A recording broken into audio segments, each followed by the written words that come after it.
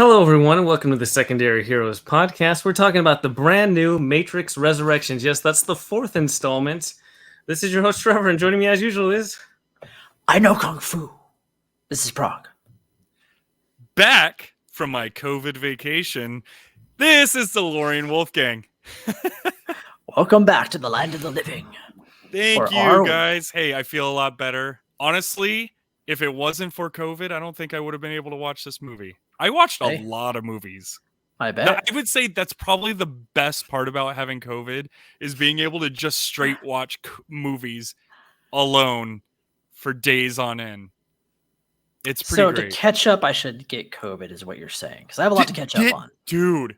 Okay. Just do it, man. Well, no, actually, steer clear Everyone from COVID. Wear a mask. Right? I'm vaccinated and I still caught it, but there's so many different variants. Whatever. Just wear a mask. Stay safe out there. But this was definitely one of the movies, or we're talking Matrix tonight, and this was one of the movies that I did get to, and I'm really glad that I did. But I have a full list, and maybe I'll talk about it another time. But yeah, it was I guess there's some good and bad there. But yeah, of course. But here we are again. And before we get going too far, we do want to give a happy birthday to our one and only Prague. Blow out your candles. I have no candles to blow out tonight because everyone's quarantined. So that's okay. I get to be here with you guys. This is great. I get to talk about film and be with my friends. So it's a win-win. That means a lot. Thank you, Prague. You're welcome. And thank you for the birthday wishes today. And so now we're talking Matrix Resurrections. And if you're new to the show, we're going to start spoiler-free, give our kind of review without revealing too much what happens. And then after that, we'll give you a spoiler warning, and we're going to go over every single aspect of this movie and then talk about some bigger topics that the Matrix kind of brings up. Like, are we in a simulation? We might not get that far, but there's ideas to be had. Okay, that's right. Channel some Hawking. I like it. Take the red pill for your spoiler-free and blue pill to exit now. Very nice. Ooh, exactly. Transition. Well, I guess I'll go first. So this started out so confusing to me. I'm a big fan of The Matrix. I actually really enjoy all three movies because the first one was so much fun. It was different. It was new. It was exciting. I mean, come on, living in the simulation and seeing bullet time for the first time, all that stuff was amazing. The second and third, lesser movies, obviously, and I know a lot of people give those movies a lot of flack, but I still enjoyed them. It was fun to turn your brain off and watch these things, just colors on the screen, because that's exactly what the Matrix is. It's just colors on the screen and just bullets flying, people doing kung fu. It's just a lot of fun. So when I started this movie, I actually got really confused because I didn't know where they were going with it. And then finally it started picking up. And then I'm like, okay, I'm catching on to what they're doing. But by the end of it, I felt like it fell flat. It wasn't as good as I was really hoping, because with the pandemic and everything, this movie had gotten pushed back about 100 different times. Just like the new Ghostbusters movie, that got pushed back about 100 times. Luckily enough, that's out right now. But this movie got pushed back so much, and it made the hype for me as a big Matrix fan. It made the hype bigger and bigger and bigger. And then I watched it, and I felt like there were points where I was falling asleep. But anyways, so that's where I'm at with this movie. I still enjoyed it. It'll never be the first movie. No. But I don't know. It's still fun. Well said. Thanks, Trevor. Bud. So, like Alex, it's worth mentioning the first three movies. I decided, in my vast wisdom, to rewatch the first three movies leading up to this movie, because I hadn't seen them since they came out. And awesome. The first movie, I forgot just how good it is. It is an outstanding movie that really holds up really well as an outstanding action movie, genre bending and redefining. And then the second and third, I forgot. Like, I had a memory that I did not like these films. I forgot how bad they were until I rewatched them. They're very tough to get through. Sorry, Alex. No, They're maybe just- I need to do a rewatch. Maybe that's what I they're need. so bad. And the weirdest thing was I was watching the second one, and I have a pretty good memory of watching past films. I'm like, okay, this scene, you know, they go on the freeway, they're fighting the twins, all that good stuff. And then I started watching the third movie. And I'm like an hour in. I'm like, I don't remember a single frame of this entire film. I know that I went to the theater and watched it. So it must have been so bad that I just purged the memory of its existence, because I did not remember any. Like, I was watching it for the first time just because I didn't remember anything in that movie. But it is so bad. So with the fourth one, after coming off of the third one, I'm like, well, it can't be much worse than the third movie. And it's not. But I would say it just barely clears that bar. The fourth movie, I feel like, doesn't really need to exist. It doesn't do anything unique, original, or have any bearing. Like, once we get to spoilers, I'll explain more, but it feels like this movie just doesn't do anything at all. It completely relies on the existence of everything else the Matrix has done, and then you're over with it. And I don't know how it's 2.5 hours either. Dude, you are spot on with that. It really does. This would have been a terrible standalone movie, because it would have never been. I mean, it's not revolutionary at all, and that was the difference with the first movie, like you said. Well, Totally revolutionary. It's funny that they used the word resurrections, because they should have left the franchise buried. Oh.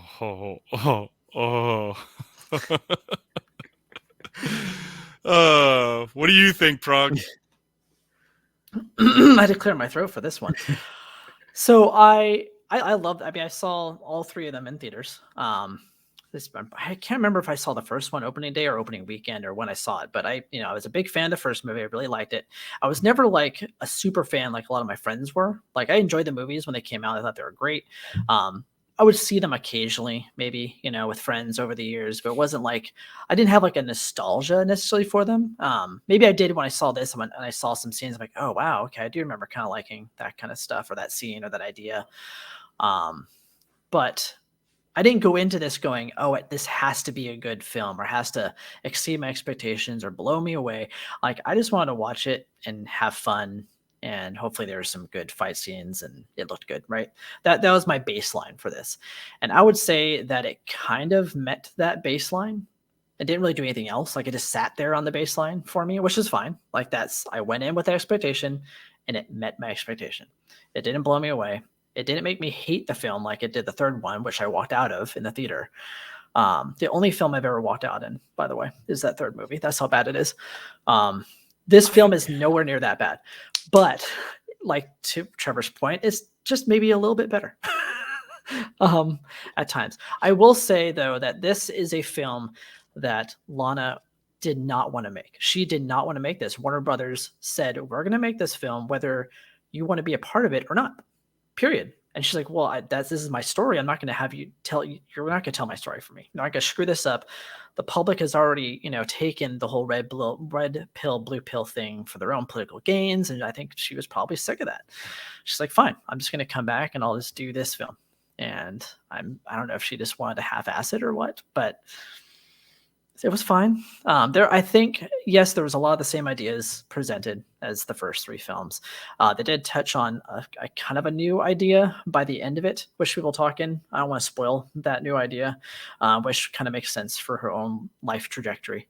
So we'll get into that stuff. I do think that there were some interesting elements put in play here, but I think both of you said that you were kind of like bored during this movie at times. Like, there was times where I just kind of drifted away and I was like, thinking of other things, or I'm like, oh, the scene is still happening.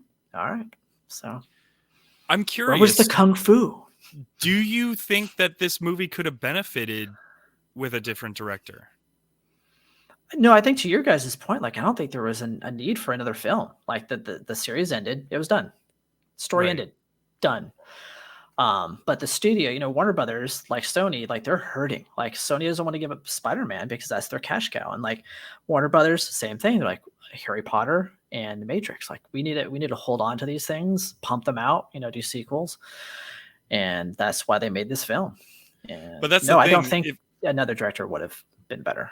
Okay, because Lana, if you're thinking that she possibly went into this half-assing it, that's where I'm Well, like, that's well, probably that's probably a bad way to put it. I wouldn't say Right, well, half-assed. and I think but that I she get what just you're was like, saying. yeah, I think what she said. I think her mindset probably was like, I told my story, it's over, it's done with, and now I get a chance to do some more. Then I'll kind of tell my own stuff. But I don't know if her heart was in it like it was back in the day, and it translated, on screen that way. Right, but there are a lot of super fans out there. And what if there was a super fan who is a director, who's a well-known director? I mean, shoot, what if I know that this is going to be totally off the cuff, but let's say like a James Gunn came in and put his hands in the pot. Could it have been a little bit more fun, a little bit more exciting? I mean, James Gunn knows how to do really good action, and he knows how to make a really good film. So the only counter to that point, I think you can do other stories within the Matrix universe, but I think Neo and Trinity's story is complete, and it doesn't matter who the director is. Okay, yeah, I agree with that. I think that they didn't need to touch them at all. Yeah. Oh, interesting. Yeah. Agreed. Anyway, so let's get into socials. So check us out over on crossthestreamsmedia.com. That's where you'll find all of our episodes. You can leave voicemails to us. You can leave reviews, which I was going to pull up our last review. We just got another one.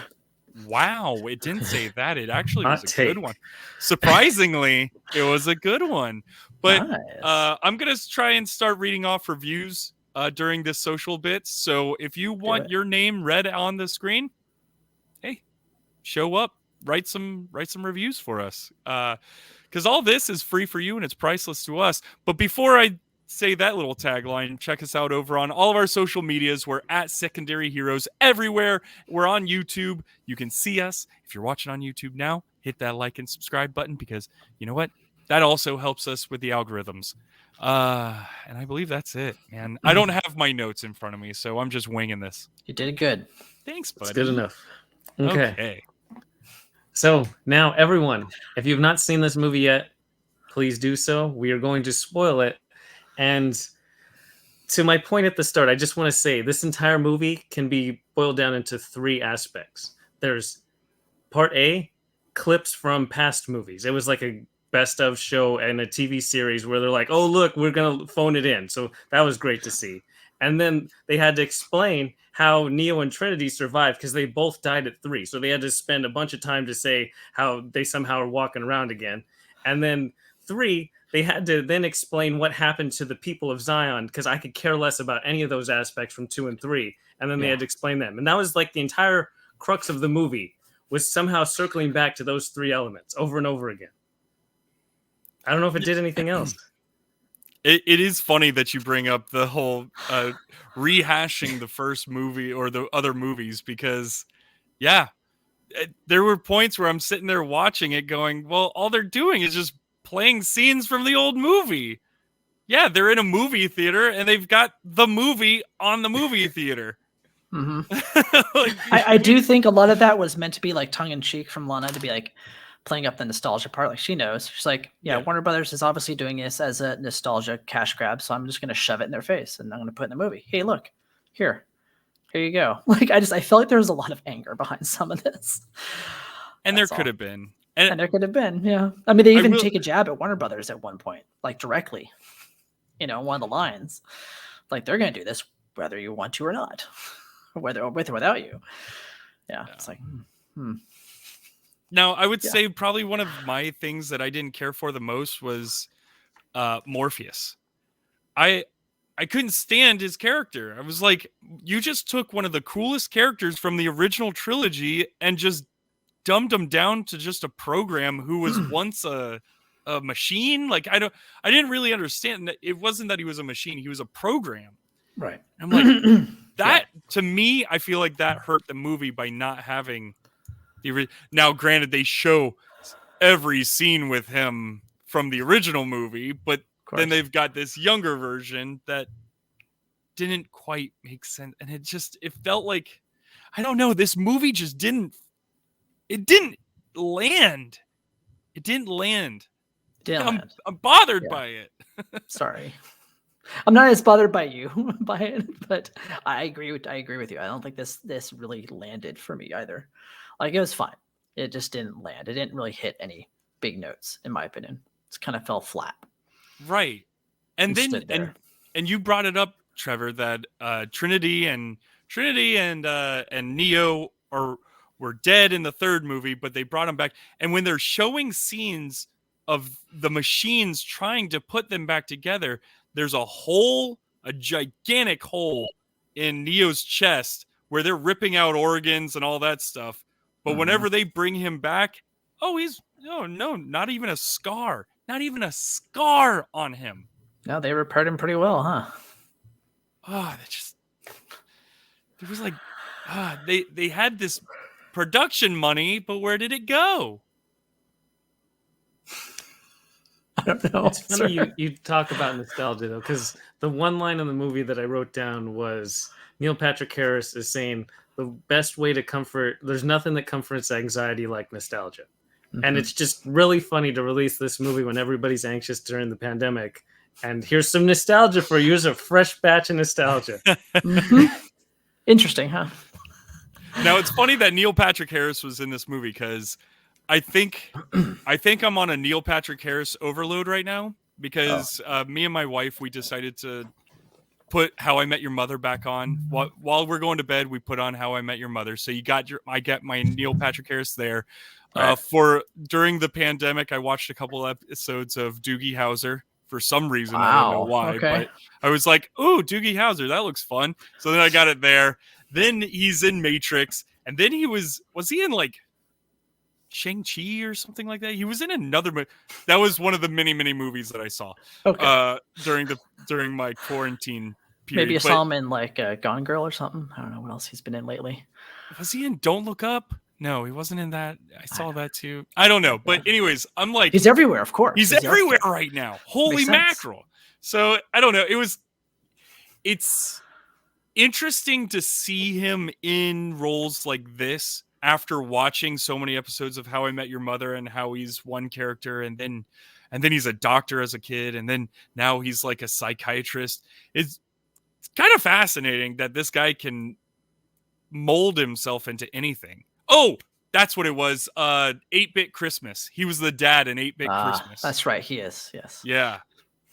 Nice. Which, by the way, solid performance by Neil Patrick Harris. The fact that he could play a straight dad and everybody knows that he's a gay man and he still nails being a straight man in all of his roles that he plays a straight character. I love it. The guy, he's a great actor. Yeah, I've enjoyed him in this as well. I think he did pretty good. He did. So he still had like his little snarky comments, like where you really see the Neil Patrick Harris come out when he has his snarkiness, but at the same time, I didn't know if his character was really needed in this movie. Well, he replaces the architect. Yeah, that's what he is. Analyst. So yeah, he's necessary. Sure. He has to explain away that he came up with a new system that just piggybacks on Monsters, Inc., where trauma of people in the Matrix generates more energy than if they're happy. It's just like screams from the kids. It was just Monsters, Inc., and I was like, okay, that's cool that he's explaining. Like the machines got a copy of that Pixar movie from 2001. They're like, this is a great idea. I'm just imagining those giant machines all around this little TV going. Exactly, that's what they're doing. But just that God, line hilarious. Of humans of saying that we're all constantly yearning for what you don't have and dreading losing what you do. That's just so sad, and it's such a good summation of human existence. So there was some good that came out of this movie, huh? Sure. Now, did you guys have like a favorite character? Did any of these new characters resonate with you at all in any way? No, like okay. None of them to did. like Bugs, but yeah. See, I liked Bugs. Like that would, if anybody, that would be my favorite character. And I kind of wish like that she would have been the main character. Just being like, I'm gonna switch out for Trinity. I'm like, wow, she's gonna sacrifice herself and go into the pit of goo and for Trinity. But for some reason, when the Kuchaku thing, the like flying like a moth stingray thing, did the whole Oh god, I forgot mind about that. meld Oh thing. my It god. only needed her head consciousness for like 5 seconds. I thought she Yeah, I thought it had was to a make big a thing. sacrifice. That's what I thought too. I was like, oh, all right, that was pretty I easy. did could have done like that. so the one thing while we were watching it, they were doing all these new characters, like Jonathan Groff is Agent Smith now instead of Hugo Weaving, Right. and they have the new Morpheus, and they have the new Analyst, and they don't even mention the Oracle. She's gone or somehow. No, they showed And the then Oracle. Yeah, there was a girl in there who no, the was the past Oracle. clips of the Oracle, but no, the No, Oracle's gone. They had a new one. Yeah, but she was barely in it. They showed her No, like literally. Neil twice. Patrick Harris says they wiped out the Oracle. Then who was the woman that looks like the Oracle? And he kept going back and referencing her every now and again.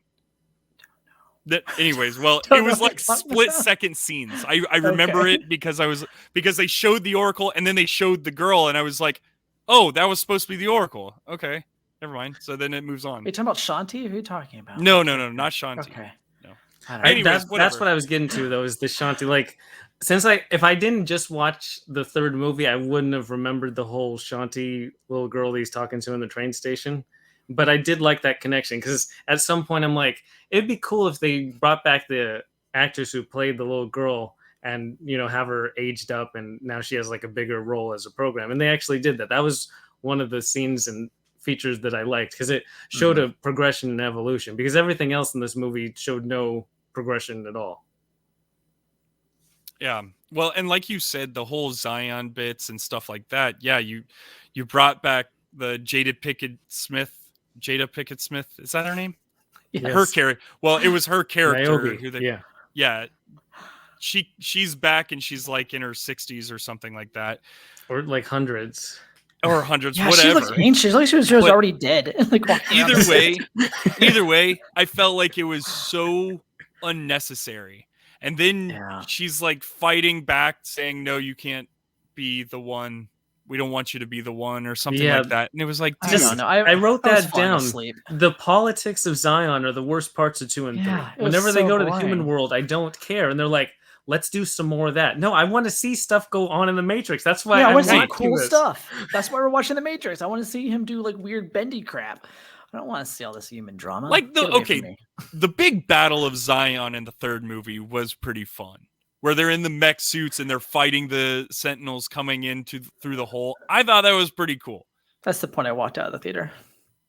That was okay. That was one thing that I wanted to ask you. What I never understood. It just didn't stop. It was like 2 hours of this. I'm like, no, I never understood why people walk out of movie theaters, and you are. I've never done it before. That was the only time. I don't know. I just had enough of it. Oh man.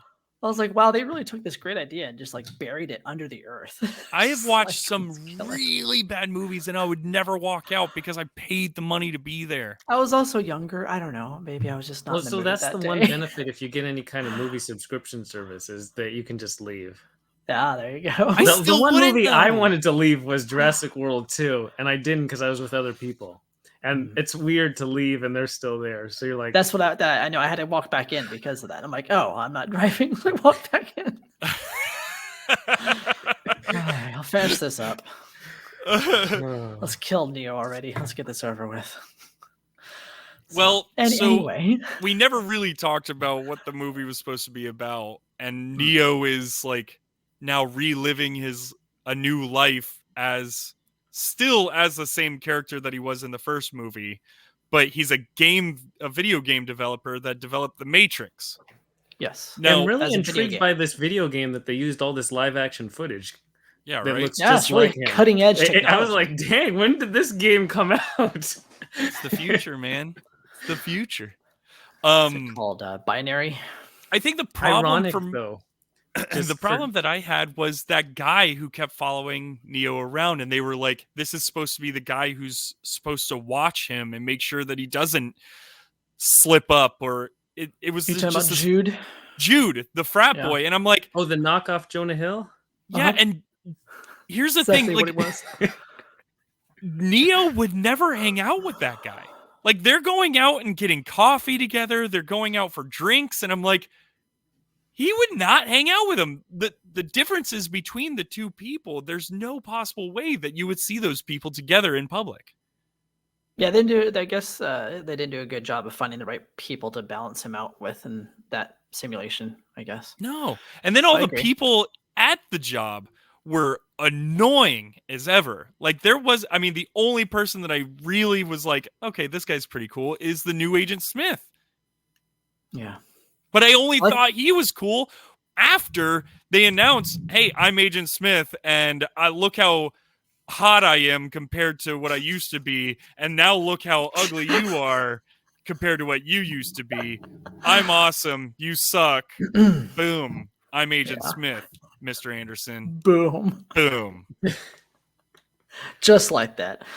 Shout out to Christina Ricci, who did make a brief appearance in the boardroom. Yeah. So I mean, that game dev meeting was probably the most self-indulgent, gratuitous thing I've ever seen. They pretty much talked about how great the Matrix is.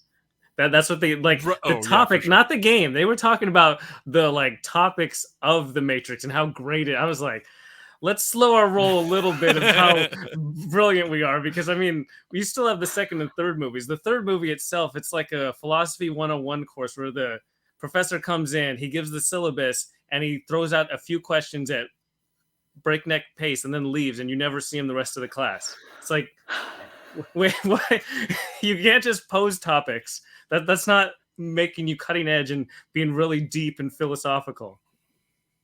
No, not really. But I don't think that was the point of that scene. I think that was also Lana kind of like cutting back at all the guys online that would constantly be like, bro, wasn't that so cool? They talked about this, and the red pill means this, and bullet time is so rad. And like, I think she was really trying to clap back at those people, trying to say, look, I just made a fun movie, you know, like it isn't this big deal that you're trying to make it out to be. You're not going to turn it into your weaponized political, you know, agenda. So that's how I got that scene. Yeah, you could tell that she was being total tongue-in-cheek with that whole thing. It wasn't meant to be like a pat in the back, like, look how good I am. That was not the intention of that scene at all, in my opinion. I don't know. They still made 2 and 3. No one else came in. Oh, I agree. 2 and 3 was terrible. But I don't think that was the point of that scene. I thought it was fun. Yeah, it was that bad. It is funny that you talk about politicizing things. Like, I went to the LA Zoo. I'm going to the zoo. Okay, I'm not caring. I'm going to look at animals. Calm down. Simple, and there's these people protesting about the vaccine and all that stuff. And they're like, you're in the Matrix. And I'm like, you're yelling at me. If you've watched the movie, you're in the Matrix too, because you're standing right across the walkway. We're all in the Matrix together, bro. Yes, exactly. Those lions are Republican. Exactly. No, that was the whole point. I think that was the whole point of that scene. Was that kind of stuff. So it was okay. It was fine. I will say I did enjoy kind of the overall like look. I think obviously as a director, you know, still great at framing scenes. The scenes look good or filmed or lit really well, I think. I just don't think it looked as iconic as the first 3 films. Like it doesn't have that iconic look. Yeah, the one style. I agree with most of the scene stuff. I think it's the train sequence where they're on the bullet train in Japan and there's that whole fight sequence. That's the one. There was just so many jarring jump cuts. It had nothing. I didn't like that scene. Be like a fight. It was like that Wolverine movie where he's in Japan. It was almost identical to that train fight scene. Yeah, it was not well choreographed. It's like if you were to take that versus the bus ride in Shang-Chi, it's like night and day difference between fight choreography and shots and editing, you know? Hey, I watched Shang-Chi. Now I know, I get the reference. I get that reference. Very nice. Yeah, I want to say that's also one of my biggest issues with this is the severe lack of kung fu and good kung fu when there was kung fu. Like there just wasn't any good fighting in this at all. Like it was almost embarrassing at times. It was way like too even much no, dialogue. but even when there was action, because there was a decent amount of action at times. You know, in between it was a lot of the body tosses, like in the third body movie. Tossing and slow mo body tossing. You're not really doing anything. You're not really fighting, and the shot choreography wasn't on point for me. So, well, and then touching on Trinity. Trinity is a mom of 2 with, I guess, an abusive husband. They didn't really delve too deep into that. It was he's a Chad. Oh no! You don't call it just a husband. He's just a husband. I'm a damn good husband, and I would not do what that guy did. So, anyways, not just. It's a program. He's not a person. But no, I just found it fascinating that like she would go to this coffee shop and she was this like Starbucks type of mom, but she works on motorcycles and she's like in a biker gang type of thing. Like her two personalities didn't mesh. Like they didn't It changed as the coincide. movie went on. When they Right, first yes. talked, it seemed like she was a like soccer mom type, and Soccer then mom. we come later and she's riding a motorcycle to work. She's working on motorcycles. Yeah, it's Yeah, she's like sitting there her saying I'm a welding. fan of Like, Ducatis to I'm actually working on them in a chop shop is completely different. Very big difference, yes. yeah. So that And was I one thing where I wonder- had to step back and be like, "Oh my god, what are you doing?"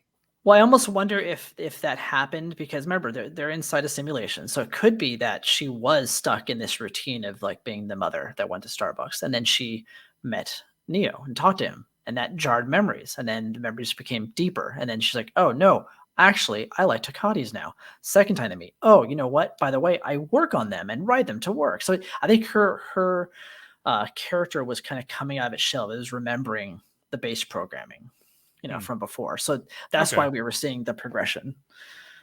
A little jarring, I think, but I think that's what was happening. Still, it still didn't. Again, I'm gonna say it again. It still didn't land. No, and I think that's the issue is that like I get what Lana was doing with a lot of these storylines and the story in general, but I think that she didn't convey it very well. And then she bogged it down with a lot of dialogue that was unnecessary for the Right. plot. It was just like, I don't need to know about Zion. And then there's care. all that dialogue, and they still got to the point where Neo's like, I died. And then they're having this whole conversation about it, and there's just rambling, and then he ends up saying, I don't know. And I was like, that's some script writing right there. How do you solve it? Somebody who comes back from the dead in your trilogy that you completed from point A to point C? I don't know. Done. Move on. I don't know. Well- The studio told me I had to make this movie or they're going to make it without me. So I don't know. So jumping back for a quick second with Trinity again. Don't get me wrong. Maybe it's because I'm a dad now. Maybe it's because I enjoy these type of movies. I actually didn't mind all the rom-com parts where Neo and Trinity were talking in the coffee shop. I'm like, I kind of enjoy. I wanted to see how they were going to progress that relationship with her being married with 2 kids and him hitting on her.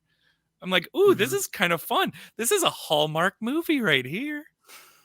It had some Hallmark tendencies. They still could have made a different movie where they have to fall in love differently, or Yes. kind of they reboot the Matrix over and over, and no matter what, they come back They together. die It's at kind the of like end, The Good yes. Place, where no matter how many times they reboot it, Yep. true love finds a way.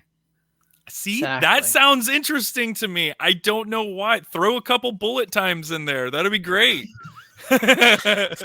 One word for you. Bullet time. That's 2 words. That's 2 words. Oh, straight from That the was good. movie. At least And we then- remembered some lines. Well, one funny line was Agent Smith's he's talking to Neo, and he's talking about how, like, I've had fantasies, I've had dreams of, where I want to get to, all this kind of stuff. And then he's talking, and he's talking about Neil Patrick Harris, and he says, I won't be on his leash again. And so he says dream fantasies and then says, I won't be on his leash again within the same 2-sentence structure. I was like, wow, where are we going with this? Uh-huh. A little kinky in the Matrix, in the new Matrix. All right. New Matrix. I did not Hey, man. pick up on that. Some people are into some things. Well, Whatever you're into. I don't know, man. I don't know if there's much else we could say about the movie. What if we got into some deeper conversation about this type Sure. of stuff? I mean, I can talk about what I was going to talk about in the spoiler-free aspect, where I Please think that do. Lana was bringing this towards. Like, I mean, obviously, she had to make a movie, so I think she just found a way to keep talking about her own kind of narrative in the world and in this film.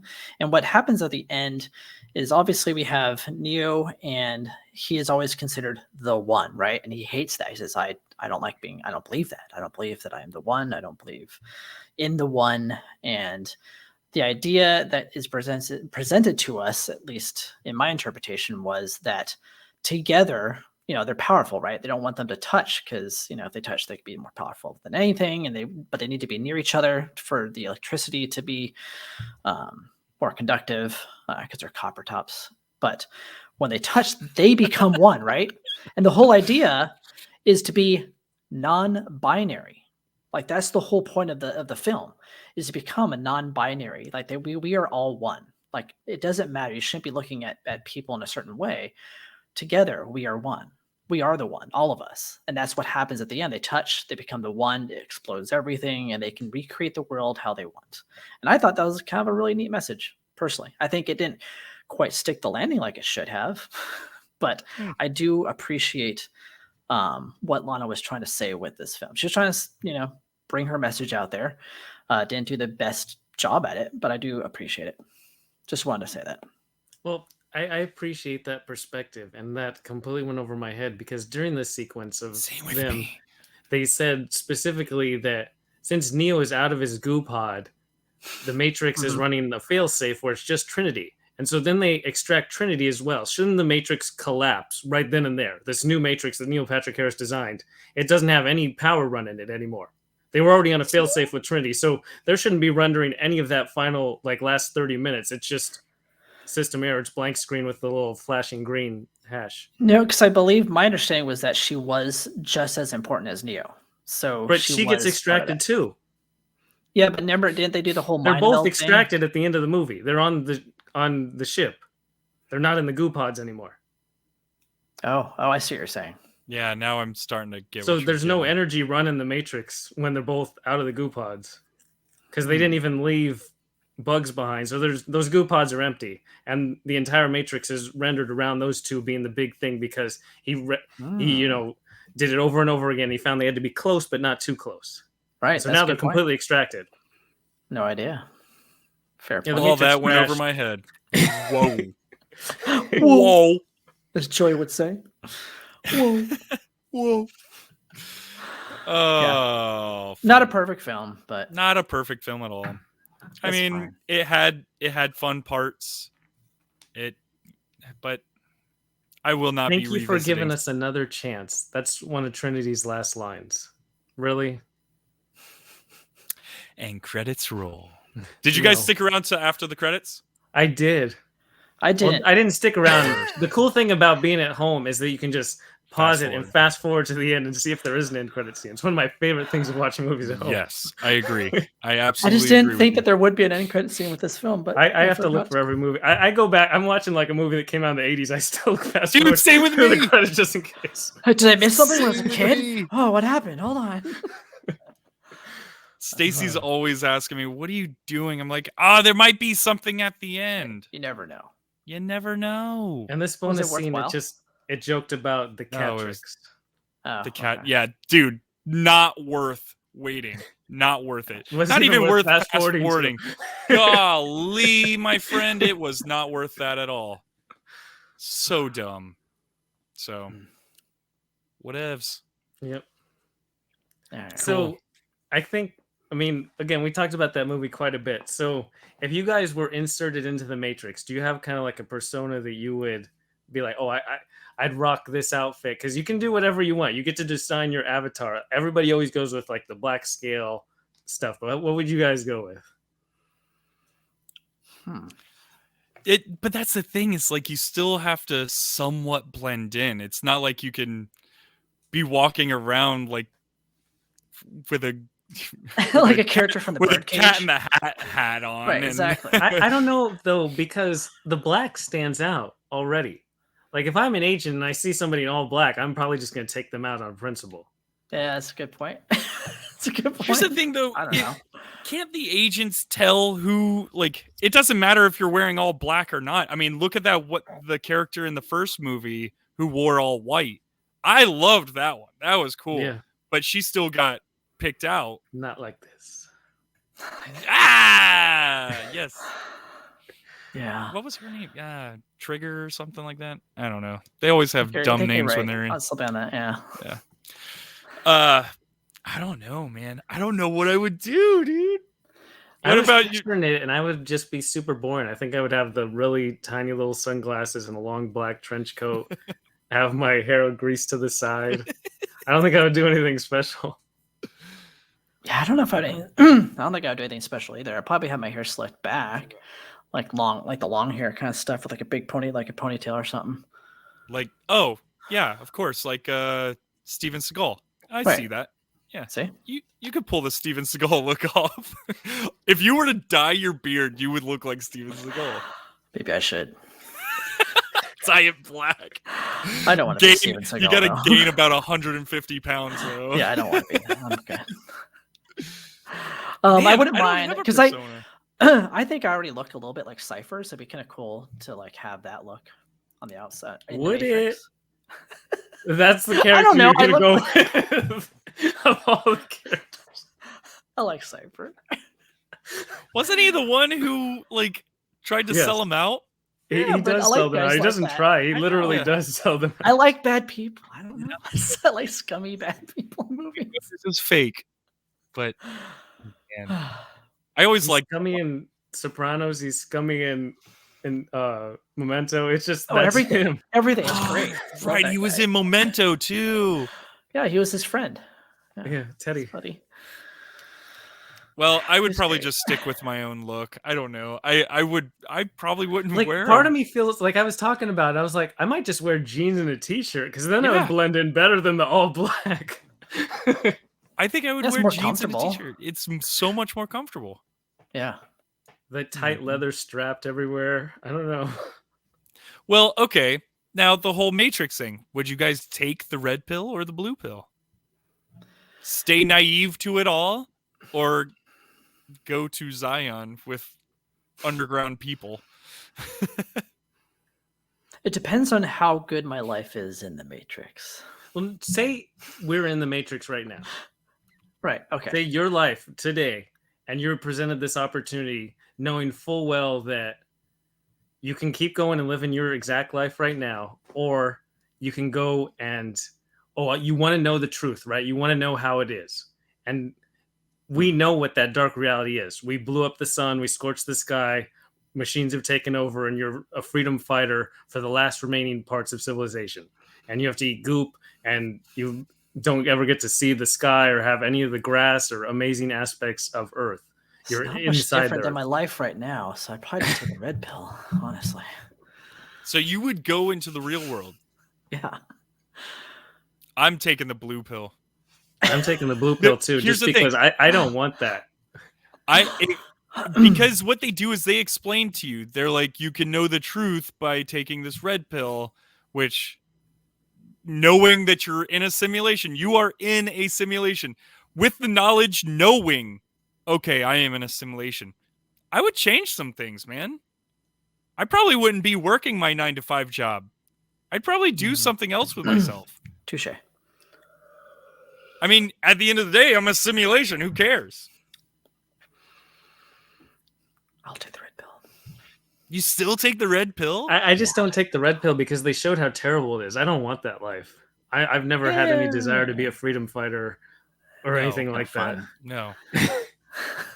Be fun. I'd be one of the ones who died pretty right off the bat. I probably would too. That's right. Well, and I don't want to fight machines, man. Those sentinels, man, they're scary, dude. I would be like done just looking at one of those. Imagine if one of those things flew at your face. I'm out. Nope. Yeah, I'd probably I would put my hand up like Neo, and it would slam right into me. True. Now, if it's such a dark world they present with that red pill. Yeah, if I did have the powers of Neo and Trinity in the Matrix, like if I had their abilities to like bend everything, like, oh yeah, then I would stay. But that's the thing with the knowledge of being in a simulation, though. Can't you now kind of try to figure it out? You could figure out how to do that. Sure. Yeah, but you know what? I'd rather be eating a nice salmon on top of some rice with soy sauce drizzled. Doesn't matter. I can feel it in my mouth. I can taste it now that I've got my taste back from COVID. And and I could feel the warmth in the Matrix. It's okay. That's what it is. I'm just restarting my battery. That's funny. Thank you, Prague, for saying that. That's funny. Mm-hmm. Real. There's that word again. Real. There's that word again. Oh, That's boy, interesting, though. that I mean, film. but I'd be fascinated to hear what like our listeners would do, because I'm sure there's probably some listeners who are like, "Yeah, screw this world, man. Let's get me out of here. Let's reboot it.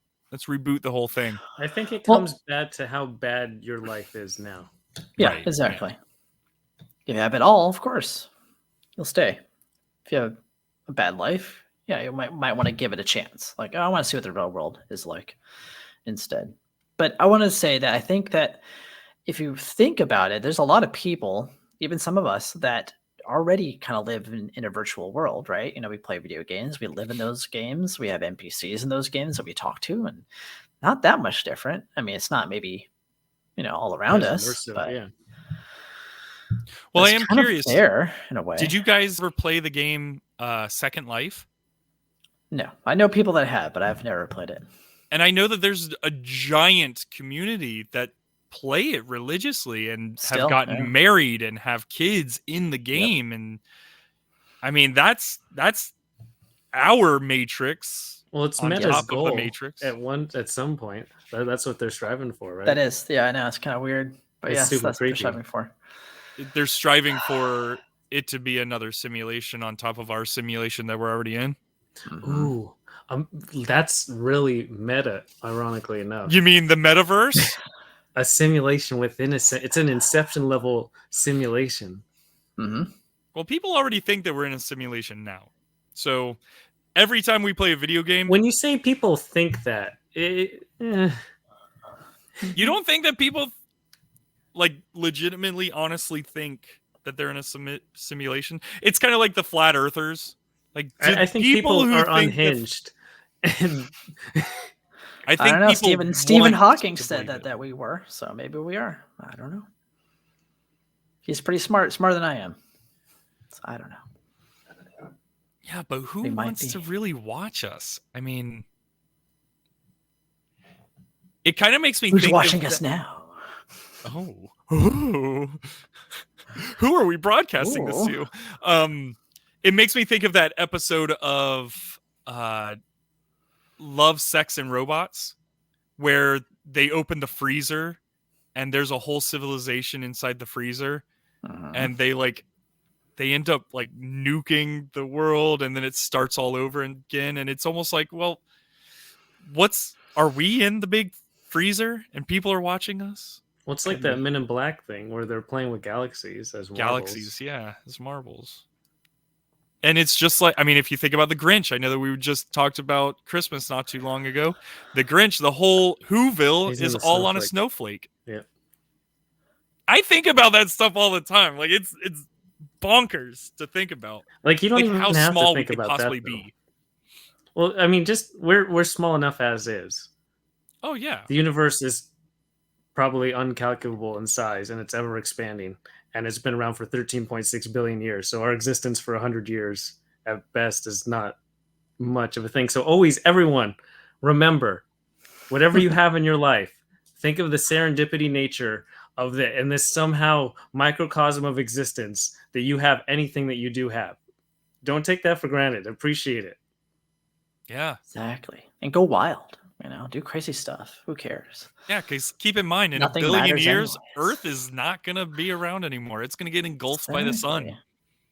Exactly. And then if you think of a billion on top of a billion on top of a trillion years, the entire universe is going to be one giant big hole, black hole anyways. Unless So, they there you decide to pause the simulation or slow it down for a bit. You never know. Well, billions on top of billions on top of billions of years. I mean, that's kind of a long time. Especially because the Matrix has failed multiple times already. It's only like the year 2200 or something, and I don't know, the Matrix, they've already had 6 the ones come through to mess That's up true. the anomalies. So I don't know how well rendered that simulation is.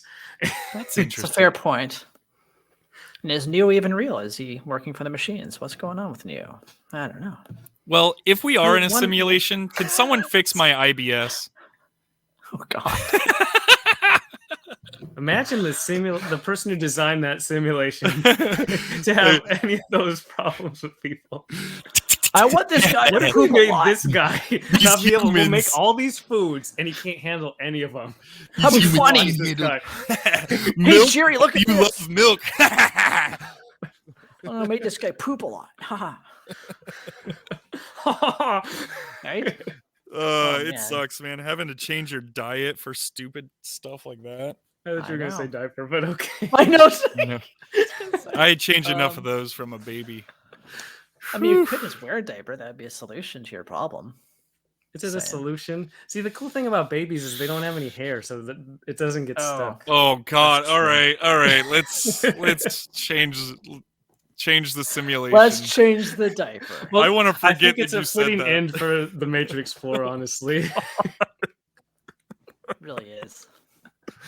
Change that diaper. Put on a fresh Hey, one. Put on a fresh film. If you believe that we're in a simulation, please write to us. I would love to know your theories and what makes you think that we're in a simulation. Yeah, especially if you're a fan of the Matrix. Also, if you think the Earth is flat, write in. I want to see how dumb you I are. don't want to talk to you. No, don't. No, I want to see how incredibly dumb people are. Yeah, I mean, Anyways. if it is a simulation, it's going to be 3D to begin with. Why would they simulate anything in 2D? Come on. Right. There you go. Jeez.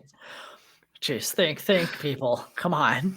So, to everyone listening, I don't know what we're going to talk about next week. Hopefully, good, compelling conversation like that. And until then, we hope you enjoyed, and we'll talk to you next time. All right, change your diapers. Prog out. Adios, y'all.